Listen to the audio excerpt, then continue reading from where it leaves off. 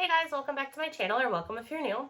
My name is Katie and I'm a stay-at-home mom of 4. I also run the budget shop Purple Glimmer Budgets, which you can find on Etsy or also my website purpleglimmerbudgets.com. In today's video, I wanted to share some exciting news for my family, as well as how we survived the last 6 months after my husband lost his job. So if this is something you're interested in, just keep watching.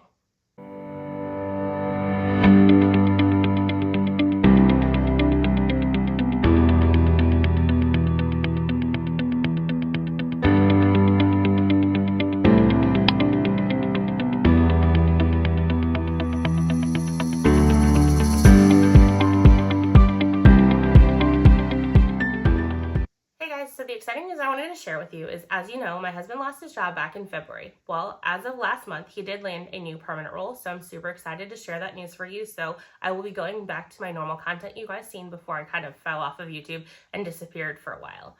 So I just thought I would take this video to kind of go through how we survived the last 6 months of him not having a permanent role, and maybe it would be some tips that you guys can use if you ever find yourself in that same situation.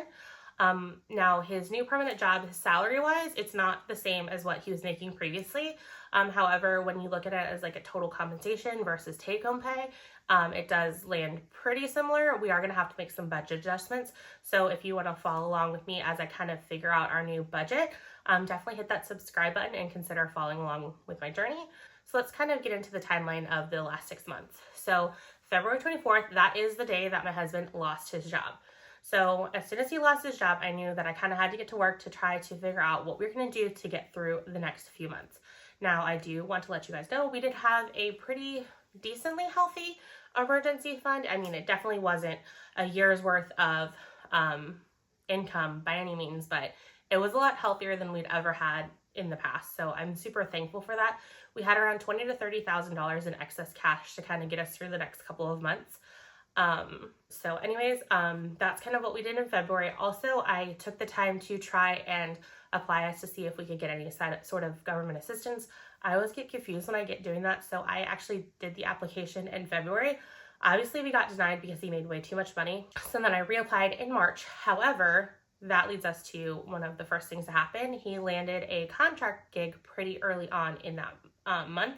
So he landed his contract gig to start on March 11th. So with him getting paychecks from that, unfortunately, we were not able to qualify for any government assistance, which is fine because he had a decent pay there. It wasn't what he was making previously, but it was definitely better than the $320, which we had been receiving up until that point from Missouri unemployment, because that's the absolute maximum Missouri pays out. Also, during the time before he landed the contract gig, I had contacted some of our creditors and put some of our credit cards onto hardship plans. So basically that shut down the credit card and it gave us a 0 interest and lower monthly payments. So I will go ahead and link a video I have about different ways to kind of tackle credit card debt when you find yourself in situations. I go into a lot more of a deep dive there. So I'll go ahead and try to remember to link it below, and also I will link it here in the cards, so that way you can just click it here and watch that video. Okay, also right before March, I had to kind of make a decision on what we were going to do for health insurance because we did lose his employer-sponsored health insurance. I also have another video regarding that, of more of a deep dive of what to do when you lose your employer-sponsored health insurance. So I will go ahead and make sure to link that video below, and I'll go ahead and also put it in the cards. So in our situation, we opted to go ahead and purchase health insurance through healthcare.gov for our family. After all of the tax credits, it was around $900 a month. So that's quite a bit for insurance, or at least in my opinion, it's quite a bit for insurance. So that is what we kind of went with. Also in March, my husband had been enrolled in a master's program that he was completing. So he was in the second half of spring term. Or he was going into the second half of spring term. So we had him drop that class, and that triggered us to have a refund of tuition returned back to us.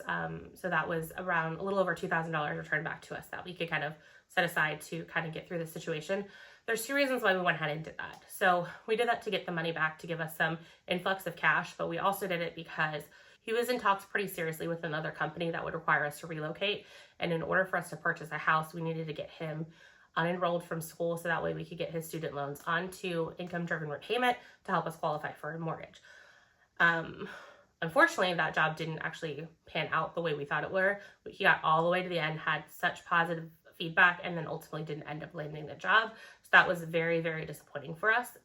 So that's kind of again, the 2 reasons why we had him drop that class. Also in March, that's when tax return season was happening. So we had a little over a $4,000 tax return. So that was additional money that we were able to kind of set aside to get us through this time period. So again, he started his first contract role in March, and it lasted all the way until May 16th. So during this time period, we were having a consistent paycheck come in. So that was nice. Again, it wasn't what he was making previously, but it was significantly more than $320 a week. In April, we received a $5,600 check from our insurance company. Shortly before he lost his job, our landscapers had went a little crazy with the weed whacker and damaged the siding on our house. And so we had submitted the claim to our insurance company because I only wanted to deal with them. I didn't want to have to battle out with the landscaping company's insurance. I just wanted one point of contact. And so I had gotten our insurance company to agree to re-side our entire house because our siding was no longer made. And so that insurance claim was around $20,000. So up until this point, we got a little under $15,000. And so the payout in April was after we had re-sided our house to give us the depreciation that they withheld in the initial checks. And the reason we were able to kind of set that money aside to use for this situation is because right before he had lost his job, we had secured long-term financing with the siding company for a very low interest rate. And so that's how we were paying for the siding. So we were able to kind of pocket all of the insurance money and kind of use that for other situations. So in May, that's when the contract role ended. And then at that point, money was starting to get a little bit tight. So at that point, we have whole life insurance on ourselves as well as all of our kids. So we went ahead and took loans against each one of those life insurance policies, knowing that all it would do is reduce the death benefit, or we can pay those back to restore the death benefit. And so that totaled around $8,000. Also at this time, this is when you would have seen me film my total unstuffing video where I took all of my cash budget binders and I completely unstuffed them. I had around $6,000. At that point, we needed that money more in the bank than we needed it in my savings binders. So I just realized at that point, I just kind of needed to take a pause with cash stuffing and get that money to the bank. So that's what I did.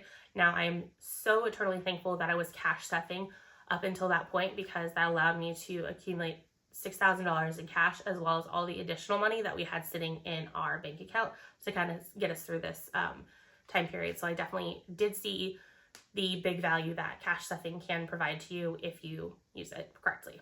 So again, June rolled around. He still hadn't found another contract role. So we were still kind of burning through cash. And at this point, I went ahead and reapplied us for SNAP benefits, knowing that we would most likely get approved for them. And we did.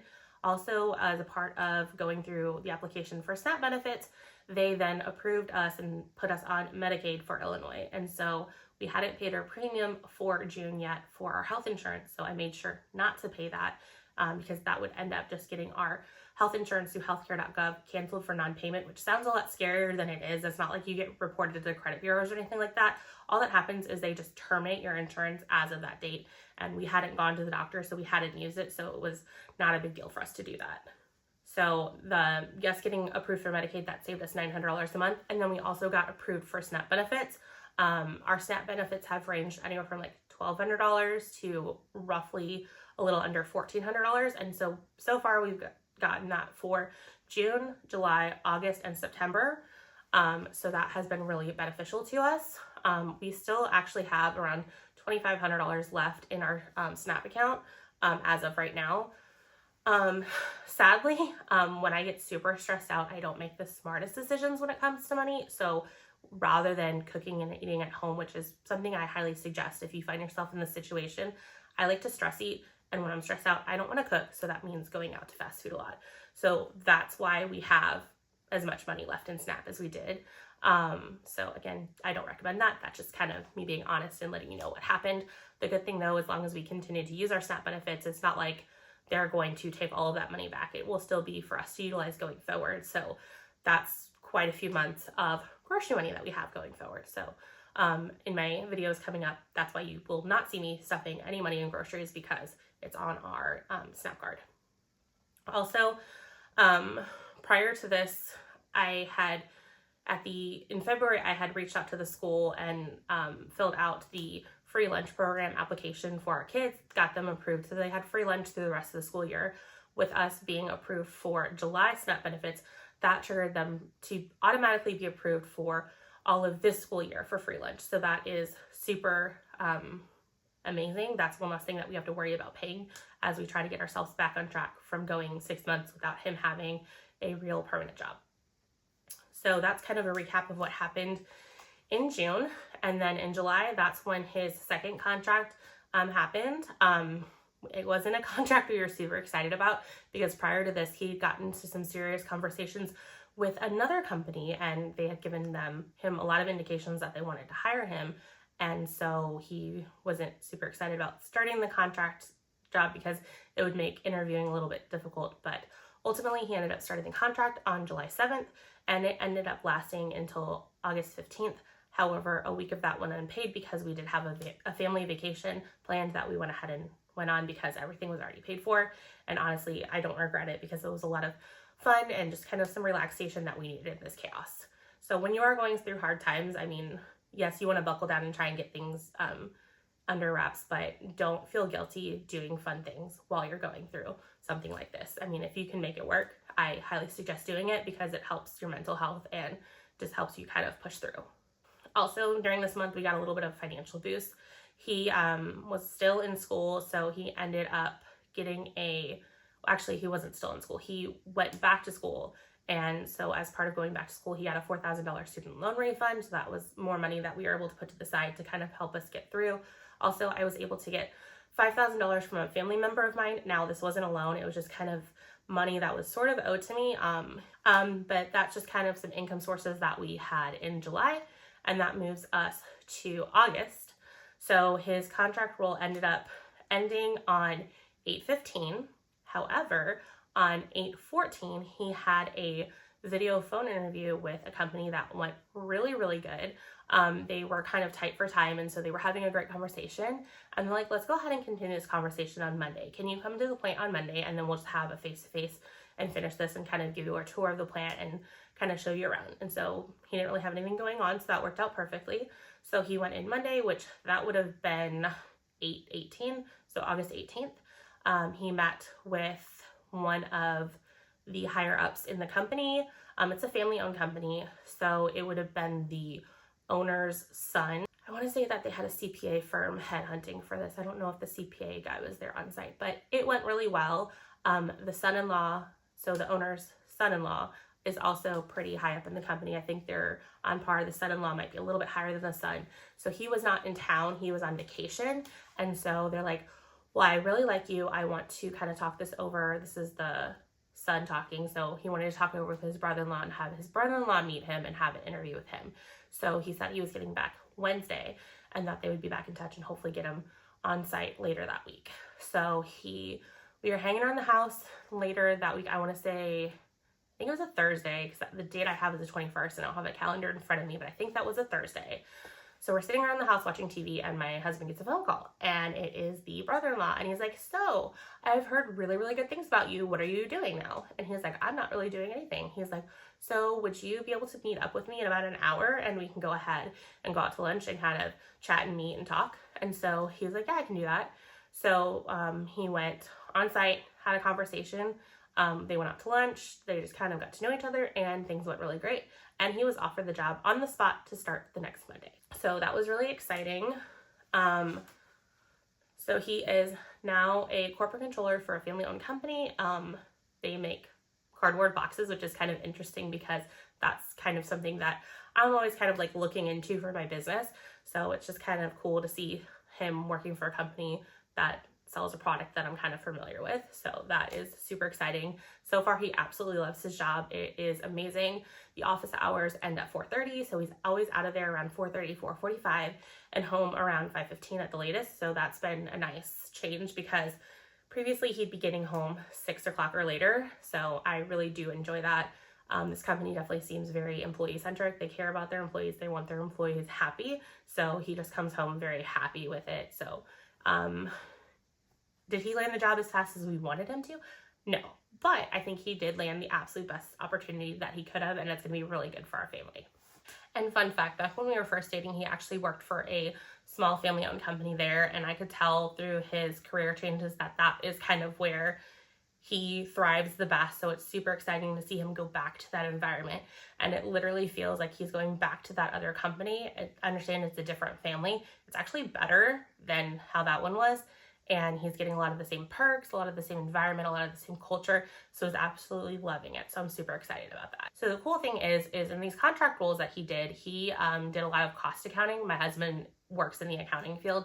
I'm not sure if I said this already in the video, but he landed a corporate controller job. Basically, he is the highest level accounting person in the company because they don't have a CFO.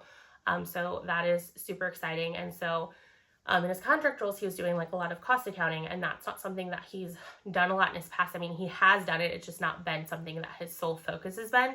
So it was great for him to kind of get a refresher of that, because that'll definitely come in handy given the fact that he's working for a company that does manufacturing.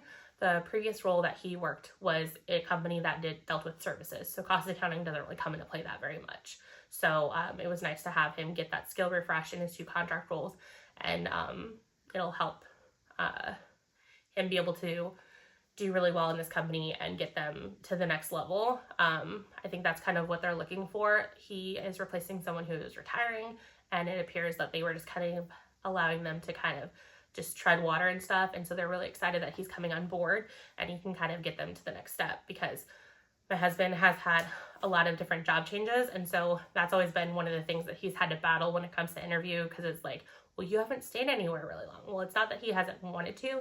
It's just he's landed in some not so fun situations, and he's really been looking for that job that he can just kind of like sit there and stay in. And so we're really excited that this opportunity is most likely going to be that. He thought he had that 2 companies ago. Unfortunately, he had a manager change, and the manager that stepped in threw a fit when he was going through the situation that he went through with his dad needing a transplant. We were sitting at the hospital while he was having his transplant, and he was getting not yelled at, but he was getting reprimanded via email for not working and being with his dad while he was under the knife in life-saving surgery. So that's why that company no longer worked out. But I don't foresee anything like that happening with this company. They're very family focused, and so we're super excited for this opportunity. So I know I've gone through a lot of different things, so I figured I would just kind of recap the different income streams that we went through to kind of get through these last 6 months. So he was able to secure 2 contract roles, which allowed him to have income streams a lot more comparable to what we were used to. He had unemployment benefits off and on for a few weeks for $320 through the state of Missouri. I don't like the state of Missouri. I wish he had worked in Illinois, because it would have been like $800 and something. But we also found out that once you apply for unemployment, you're locked into that state for the next 12 months. So that was fun. We got SNAP benefits anywhere from $1,200 to $1,400 for a few months. We were on Medicaid, which saved us $900 a month on health insurance. I was honestly petrified of Medicaid, and I don't know why. I think it was because I knew that our kid's pediatrician for a while wasn't accepting it, and I wasn't looking forward to finding a new pediatrician, but awesome, they do accept it. So I am actually super thankful that we were on and are still on Medicaid for now. I haven't found out exactly when we're going to drop off. I have a feeling this is probably going to be me and my husband's last month on Medicaid. I think our kids will still stay on it because Illinois has like a ridiculously high income limit that allows kids to stay on Medicaid, which is actually kind of nice. But once he gets health insurance through his company, then they won't be eligible for any more health benefits kick in with his new company in November. So that will be nice. And their health benefits are just so affordable. So I am like super excited and thankful for that. So it'll be nice to get back to health insurance that we're used to. Also, we had some student loan refunds. Also, we got a $4,000 tax return. We had an insurance claim for $5,600. We took life insurance loans of $8,000. I was able to get $5,000 from a family member. If you're going through it and you have the resources to reach out to family members and get money, definitely do that. I know not everyone has that, but that is definitely something to consider if you find yourself in a situation such as what we did. I also had the $6,000 left over from cash stuffing. Again, cash stuffing is absolutely amazing. I love it, and I'm so super glad that I got back into it, because I can tell you now, if I wasn't cash stuffing, we would not have had the emergency fund that we had, nor would I have had that $6,000 just laying around in the house for us to tap into, and we would have been in a very bad situation, because before I restarted cash stuffing, we were living paycheck to paycheck, and our bank balance was getting ridiculously low. We would be lucky to have an extra $1,000 or $2,000 in the bank, and that is just not a fun way to live. So I'm very thankful to cash stuffing, and that's also why I have my shop that I have. I like to make cash stuffing fun for you and get you guys items that'll help motivate you. So that's kind of the premise behind my budget shop. And then also something I didn't mention, but during this entire time, I think it's during this entire time, I was able to make $11,000 through my Etsy shop. So thank you so much to those of you who shop with me and support me. I really appreciate it. I don't know that we would have been able to get through this as comfortably as we did if I hadn't had that income stream, because honestly, right before he got his job, we were looking at having to tap into his 401ks. He has one 401k that we still have a little bit of a loan out on. Miraculously, that 401k plan allowed us to retain the loan rather than have to pay it as soon as he stopped employment at that company. So we are very grateful for that. And that's not one that we wanted to cash in, but if the worst case happened, it's the largest one, so we might have had to do that. He also has a small 401k left over from the year that he worked at the company that we can't stand, that he just lost back in February. And so that was the one that we were looking at potentially having to cash in, which when you cash your 401k in, you pay a 10% penalty as well as all of the taxes up front, and then you get the money, and that was just not going to be a good situation. So that's what we were kind of looking to. So if I hadn't had that Etsy income, then we definitely would have had to do that. So again, I thank you guys so much for those that shop with me, or anything you guys do to support me, even liking and commenting on my videos. That definitely helps me get my channel out there and everything like that. So that's just kind of a recap of what we went through for the last 6 months and what we did to kind of get through it. A lot of times when you find yourselves in these situations, you just have to kind of think outside the box, and that's what we did. If you found this video helpful at all, definitely give it a thumbs up, consider subscribing, and I'll see you guys in my next video. Bye guys.